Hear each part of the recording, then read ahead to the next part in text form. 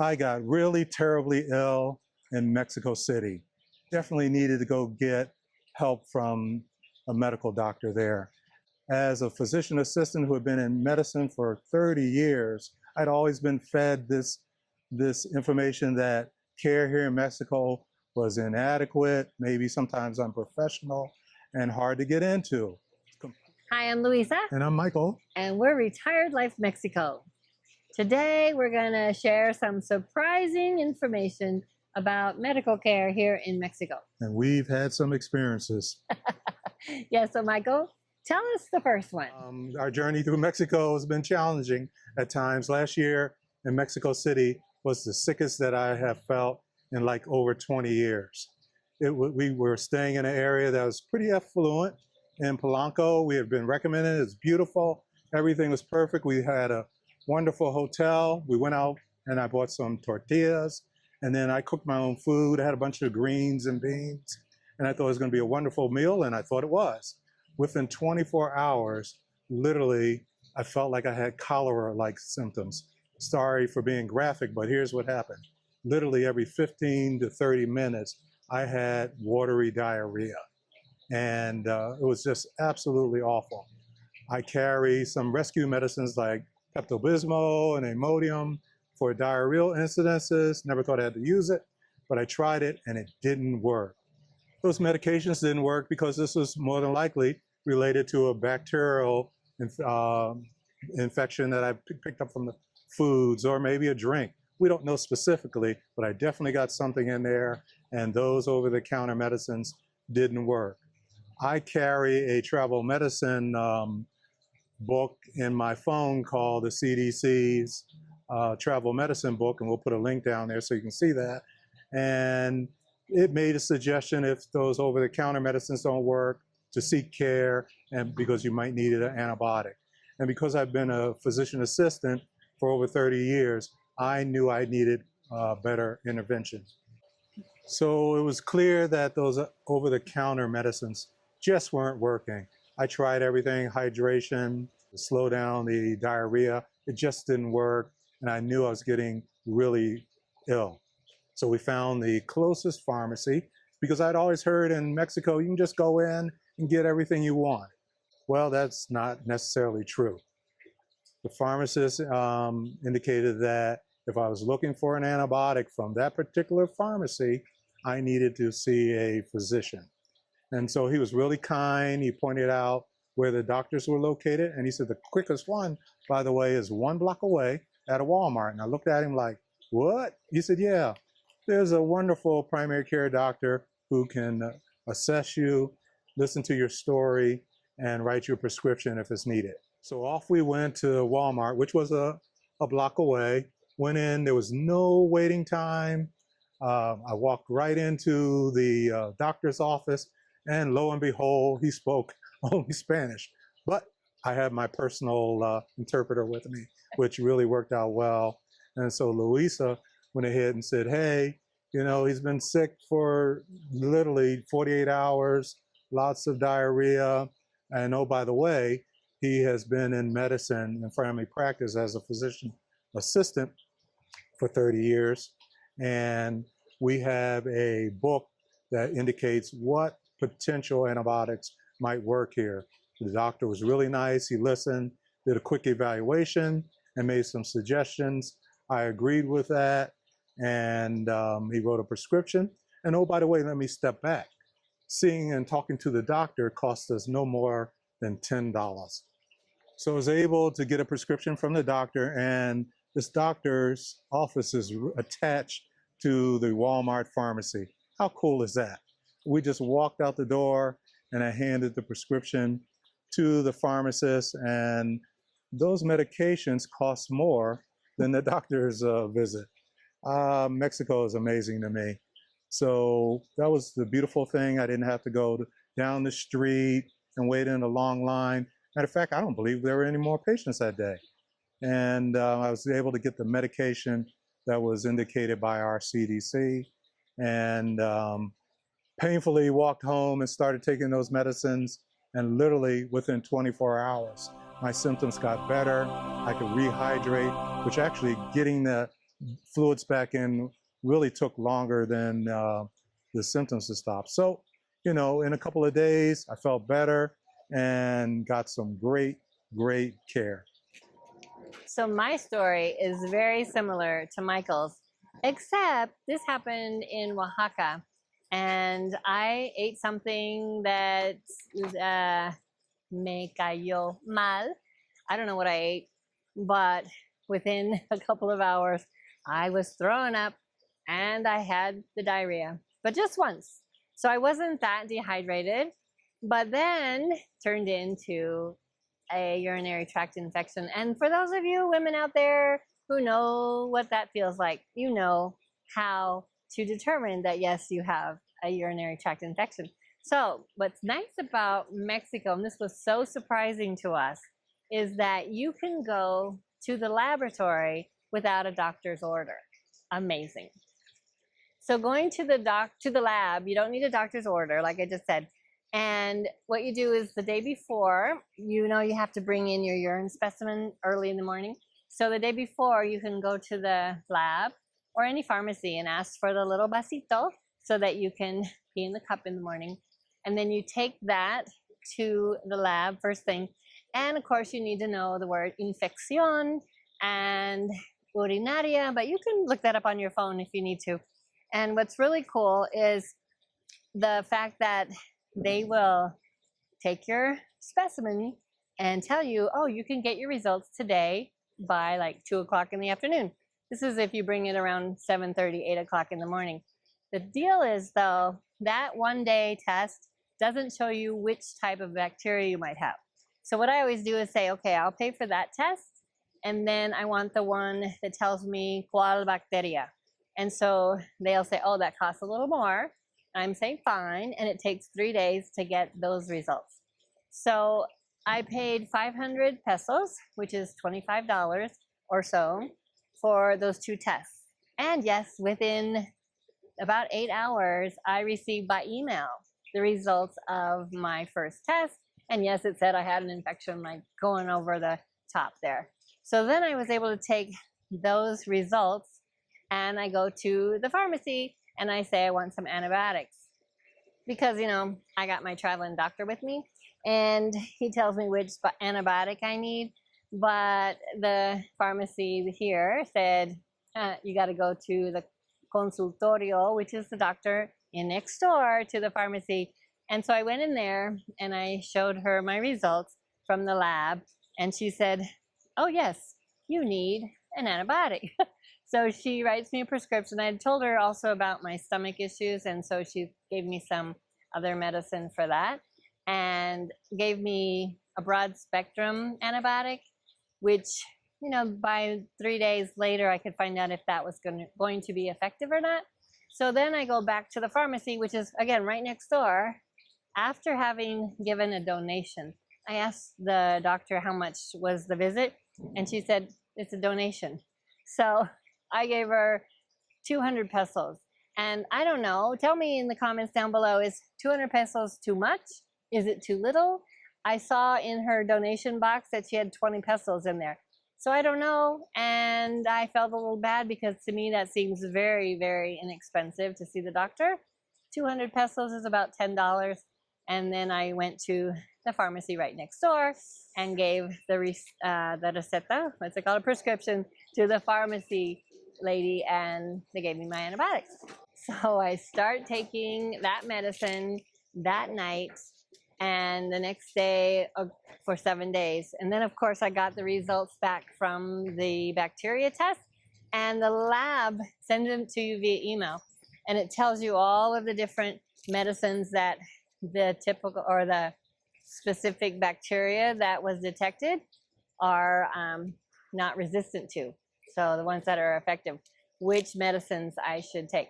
So the one that I had been given the day before was the one that was fine for me to take. So I took that for 7 days.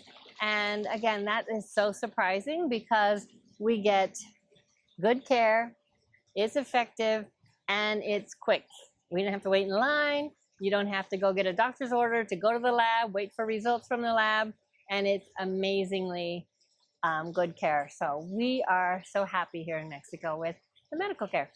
We are so grateful to be here in Mexico and being residents of this wonderful country.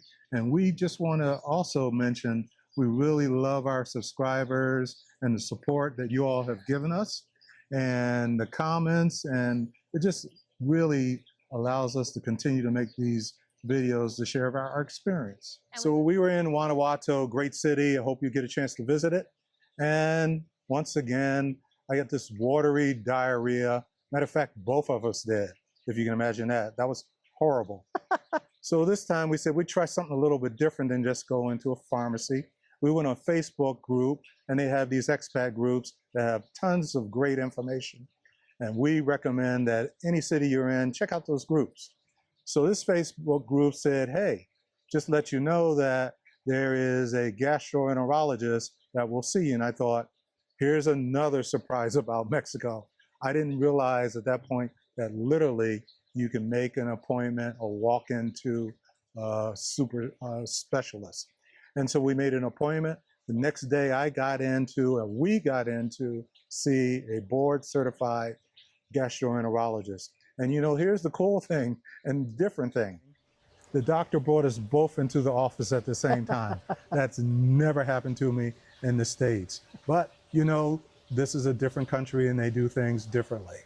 So he started asking us questions about our symptoms and gave us a full examination, both of us in the same room again, and said, well, here's what's going on in our community. We have lots of parasites. And I looked at him like, what?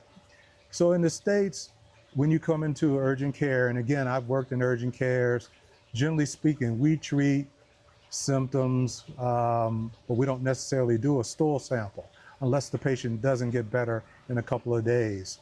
So this doctor said, I know what you have parasites. We're going to go ahead and treat that. I'm going to give you a whole bunch of medicines to take. I want you to go down to our local pharmacy and get these medications. So once again, price-wise, another big giant surprise. Here I am seeing a board-certified gastroenterologist, and for between us, I know we didn't pay more than $60 to see that doctor. Isn't medicine wonderful here in Mexico? So we take this prescription down to the pharmacist, and the pharmacy, again, those medications cost more than the entire doctor visit. So what's really funny about that story is the fact that this doctor told us to just take the medicine every 6 months. That's right. And that's different than in the United States. Normally what we'll do is we'll do a stool culture to see if any parasites or bacteria is there to treat. Right. So when we went back to Puerto Vallarta, 6 months later, we decided, oh, we better go It's that get time the test. again. Well, I don't really like to take that test. So I told Michael, you go, you take the test, and if you have them, I'll take the test too. Well, then that didn't sound really very smart. Right. And I insisted, well, let's just get the test done. So we both went and got the test done. Because again, you don't need a doctor's note to go have a lab test done. So we brought our stool samples to the lab. And guess what? I had parasites and Michael didn't. Yeah, who knew, you know, why that happened? It just did. Okay, Luisa, now let's hear about your dengue story. Awful. This was the worst thing that has happened to me in Mexico. And you know what? We don't want to scare you away from Mexico. Absolutely not. We've been here 3 years and we travel all over and we eat everything all over the place. And some things you just don't get when you're in the US.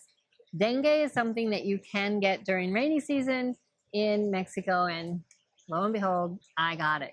Yeah, Now, and I thought initially you had COVID. right. The fatigue. I had a fever, I had fatigue, and I had a major headache. Yeah, behind the eyes. Yep. So I took a COVID test, but you know, my head hurt so bad that when I did the COVID test, I was like, I don't know if I can really do this right. And so and then it was negative. So I thought, I'll just take it a little bit later. Right. So a couple hours later, I took another COVID test and it was negative. It was negative, and that was scary to me because the fatigue got worse, could barely get out of the bed, and I knew that we needed to seek professional care. Well, I couldn't even get out of bed. Yeah. I was dragging. And when he said we got to walk down what was it, quarter mile Yeah, quarter mile. to the CMQ Yeah. hospital, I was dragging. I couldn't do that. So we took Uber a whole quarter mile.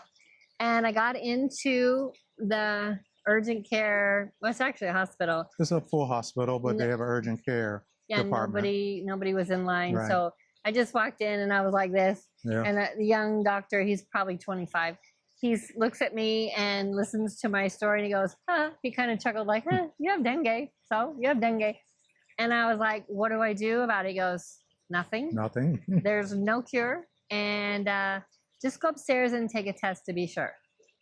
So I went upstairs one flight in the elevator because I couldn't walk upstairs. And I had the blood test. Of course, he wrote me doctor's orders for the blood test. Yeah, he certainly did. So I had a dengue test and Platelets. checking my platelets, which are called placas here, plaquetas. And so I was so exhausted that I had my blood drawn and I laid down on the couch in the waiting room. And 45 minutes later, the nice lady came out of the lab with my results and she says, yes, you have dengue and your platelets are looking okay. So I go downstairs to the doctor and he goes, yeah, told you so. Yeah. And then he says, come back in 3 days to make sure your blood platelets haven't gone down. Right. And I was like, what do I do? He said, coconut water. Just drink coconut water. Yeah, great hydration. And here in Mexico, they like coconut water for some reason. Which was so surprising to me that he was very nonchalant about it. But the cost to see him was $25 and we were able to pay with a credit card. Yeah, amazing. And that's what makes retirement here in Mexico so easy. It does. And the fact that I paid the lab also at the same time upstairs and used my credit card. And I think it was $80 because I had 2 blood tests done. So then the next day I go home and Michael's out running around town. Tell that story. So finding coconut water is easy if you know lots of Spanish, which I don't. So I'm running around town trying to find coconut water. And I go about a block in our area and there's a coconut guy there. And I explained to him I needed just the water, not the coconut. So he splits it in half, puts it in a bag. I bring it home and I give it to Luisa. And it tasted like turpentine. It was horrible. I think that had to do with the dengue because this is fresh cut coconut water. So back out in the street I go. And this time I talk to the fishmonger. I think it's Pescadora. Pescadero. Yeah, that guy. And he speaks some English and he says, well, listen, everybody in my family's been sick and he told me, I don't like the coconut guy because his hands are dirty. Let me tell you what helped my family. So he walks me next door to the farmacia, the pharmacy, and they have electrolyte solution. He said, we drink it every single day and it helped them get better. So how nice is that? Here I am, this American guy walking down the street. This guy leaves his shop and takes me into the pharmacy and gets me the right rehydration solution. And they call it suero, which is what it says right under here, suero. And it's electrolyte. It costs about 20 pesos, which is $1. Yep. And sometimes 25 pesos. But I drink one of these every day now. This is what saved me. Yeah, it really rehydrated her really rapidly. And slowly but surely she got better. Okay, so I started drinking the electrolyte, and I have one every day now. Yeah, and you said it tastes really good, right? I love the cocoa flavor. It's coconut water, but it has a lot of sugar in it. Yeah. But you can get the diet stuff, but what's the matter with diet? Well, the idea is to replace your glucose, so that doesn't make sense. No.